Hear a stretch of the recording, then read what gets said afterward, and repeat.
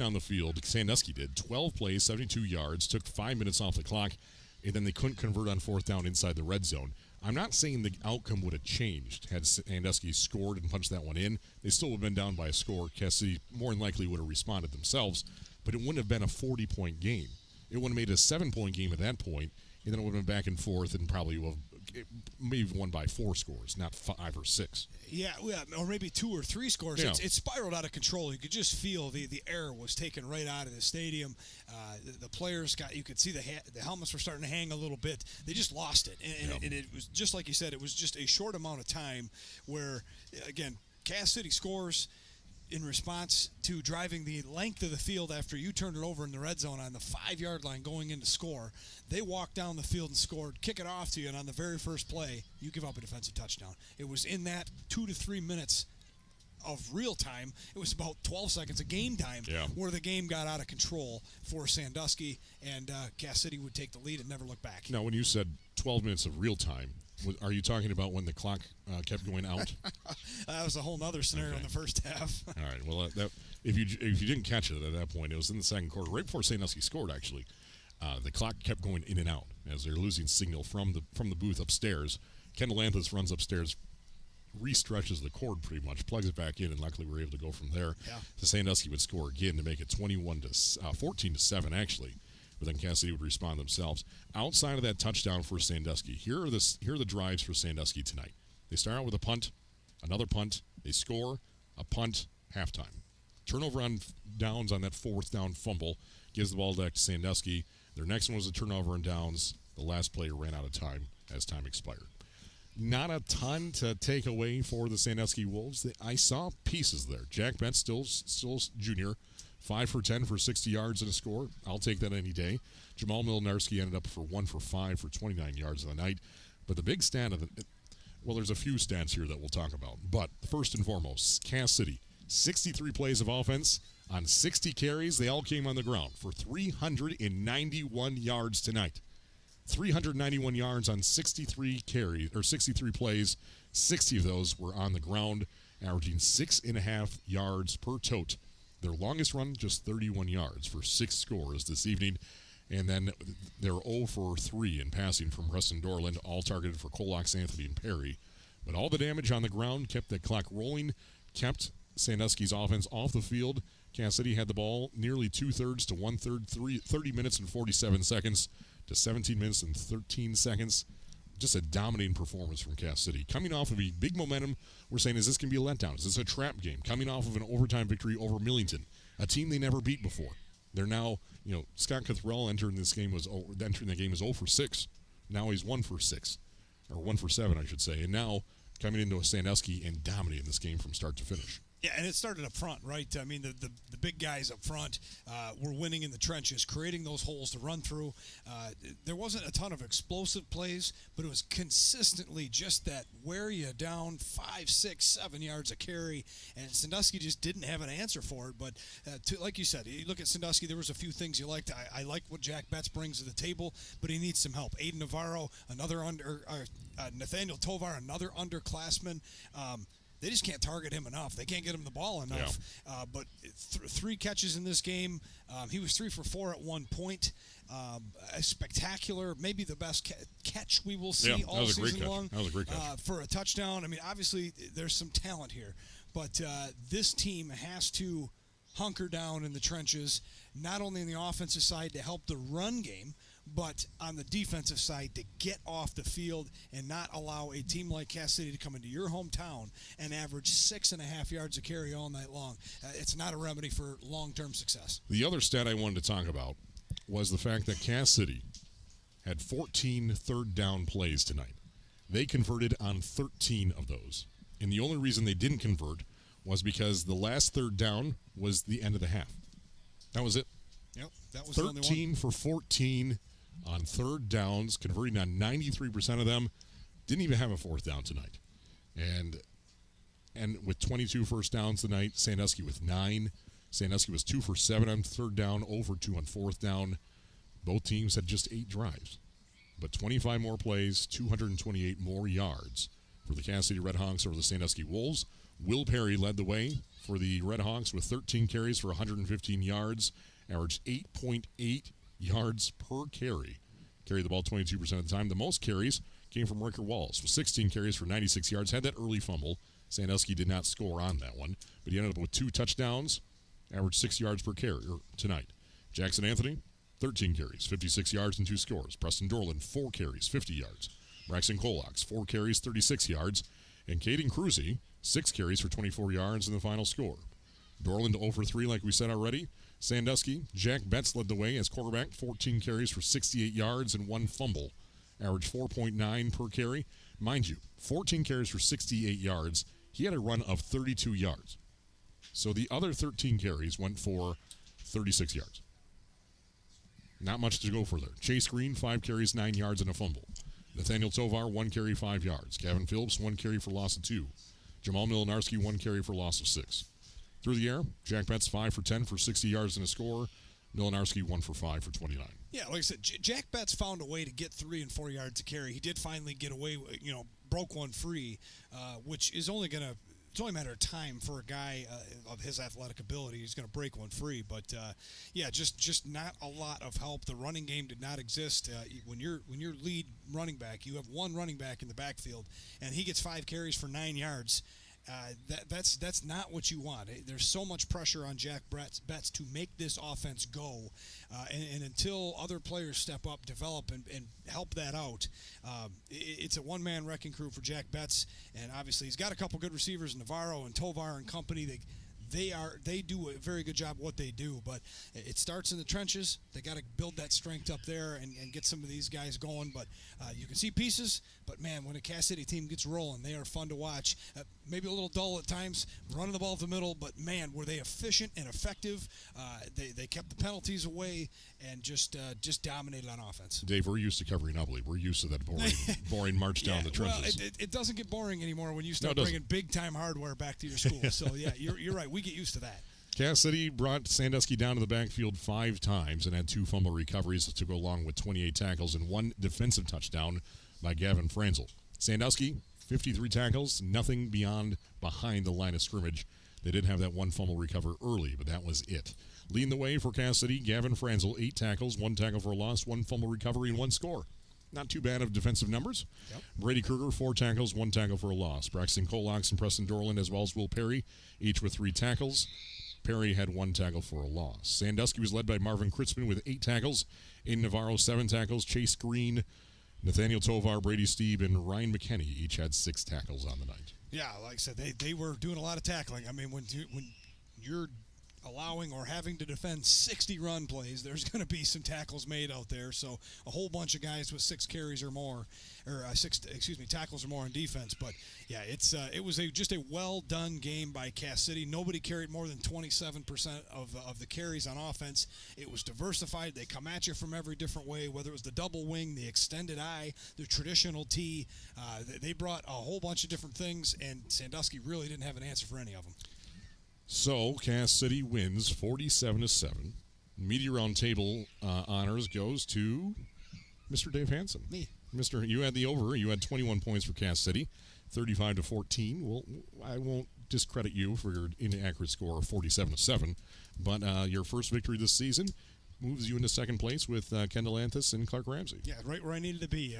So I'm thinking we should do a couple more Sandusky games. Maybe that's my advantage. But no, it was I was off. But again, as everybody kind of felt, just kind of thought Cass City would have some success running the football tonight, but kind of thought Sandusky would hang around, have a couple more drives, maybe score 2 or 3 times today. They had their chances to get at least the second one and stay in the game.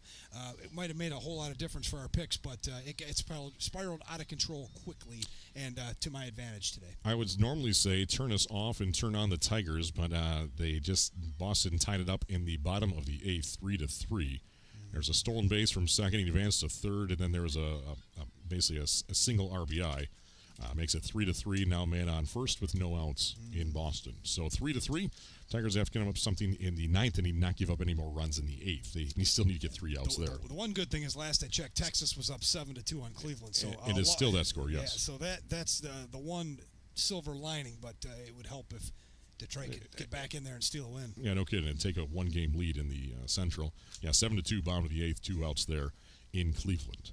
So Cass City, more locally, in the Eastern time zone as well as in the thumb of Michigan.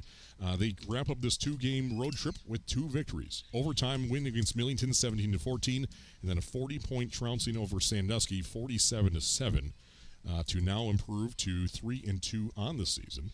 And now they return home for their last home game this season against Carroll.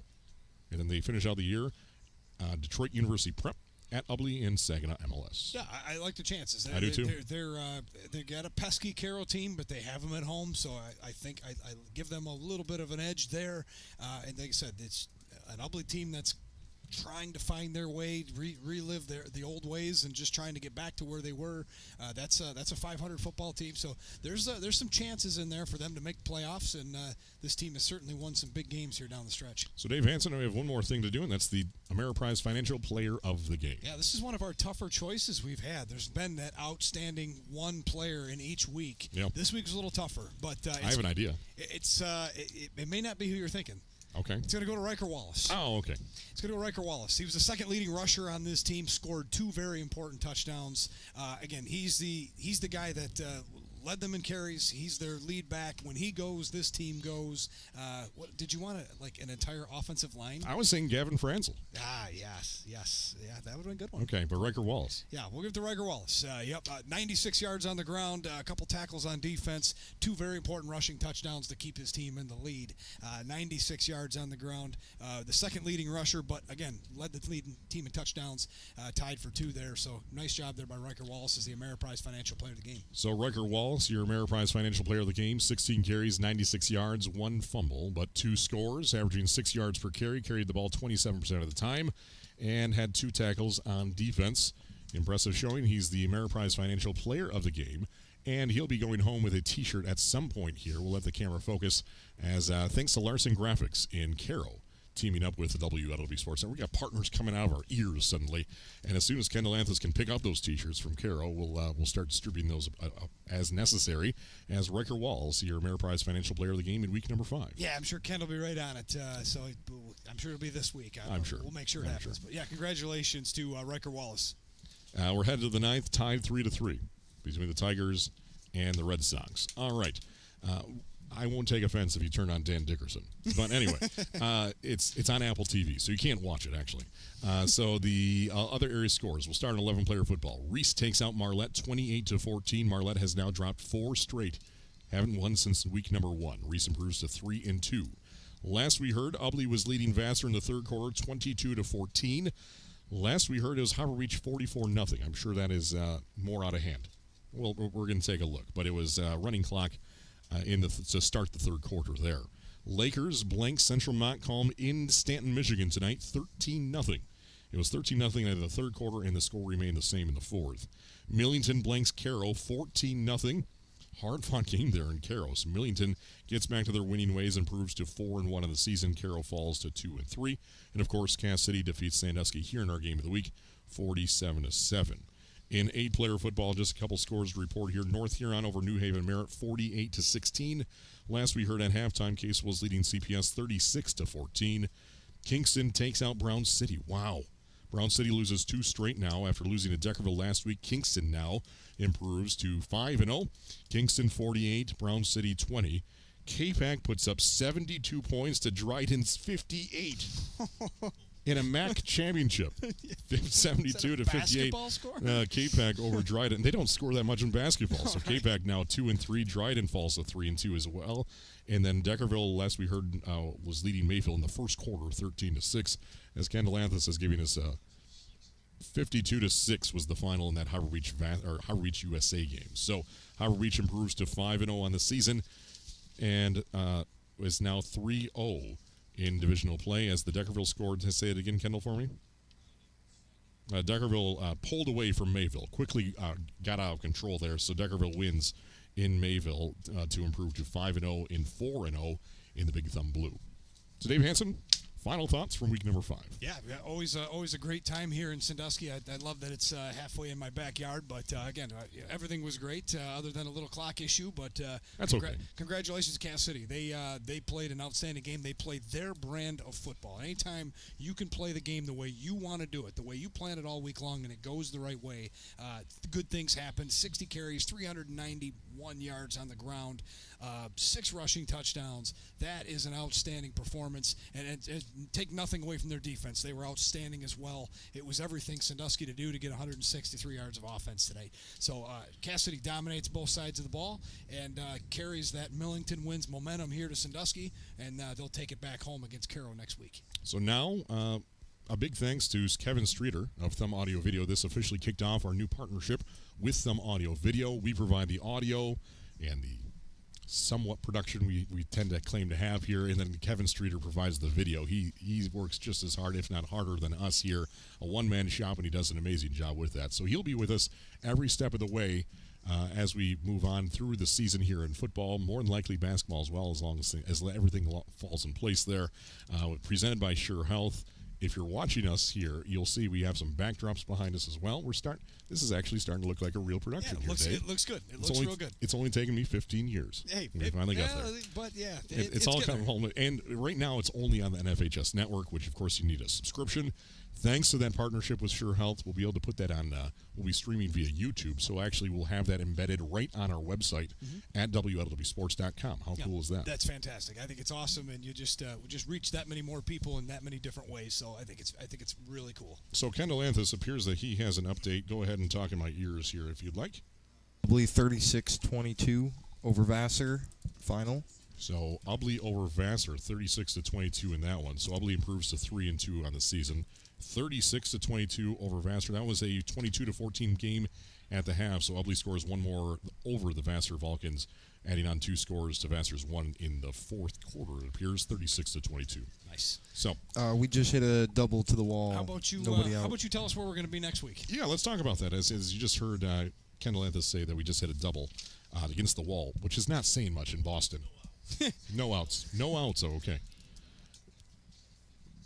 Last we heard is 56 Deckerville at the half. There we go. It was a one-score game at the end of the first. Well, that was in the first quarter. Yeah, okay. No way it was all right. the end, yeah. Yes, next week we're shifting. We stick with Sandusky, and we take Sandusky home to Huron County, a place we haven't been in 3 weeks. Right. As we will now shift our attention again to the Big Thumb White Division, as the Sandusky Wolves will look to get back to their winning ways as they take on the Elkton Pigeon Bayport Lakers at 5-0 this season and in first place in the Big Thumb White Division. Yeah, they haven't won in big, large fashion. They've won close games, and good teams find ways to win. Doesn't matter how they look. But 5-0 is a good score. They are in first place in the division. And, let's see how Sandusky recovers from this football game and travels up north there to Elkton Pigeon Bayport for hopefully a good football game. It should be. It's homecoming in Lakers next week as well. So all the festivities you can possibly imagine in the shadow of the Legacy Center there in Laker Country. Always enjoy a game from there in an open-air booth as we just had here tonight in Sandusky. Yeah, it doesn't get much better. So as long as the wind isn't too bad there, we'll be just fine.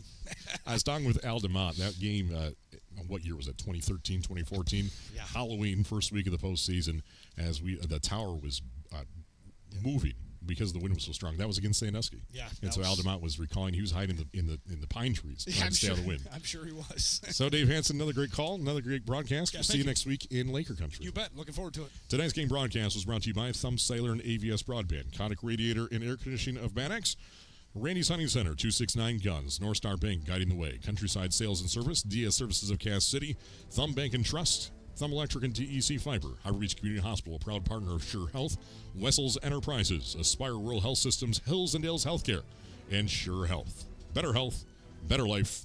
Are you sure? So on behalf of our entire broadcast team, Dan Banky had the week off. He will return with us in Lakers next week. Dave Hansen, in-game analysis for 14 years by my side. For 13 years by my other side, that'd be Doug Cole. Associate producer Kendall Anthus with us for 4 years now. And then Kevin Streeter with Thumb Audio Video. Streaming live on video now from here forward, thanks to Thumb Audio Video on the NFHS network. It was a big game for Cass City, taking the momentum from Millington and applying it to Week 5 to now be at 3-2 on the season after starting out 1-2. A big win for Cass City on the road. We'll see you from Laker Country, Sandusky at Lakers, next Friday. Good night, folks. So long.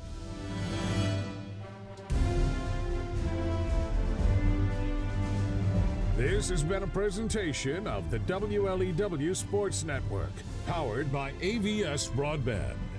On Sports Radio 102.1 FM and live and worldwide at WLEWsports.com. Like us on Facebook and follow us on Twitter. Just search for WLEW Sports. Your home for high school football is the WLEW Sports Network.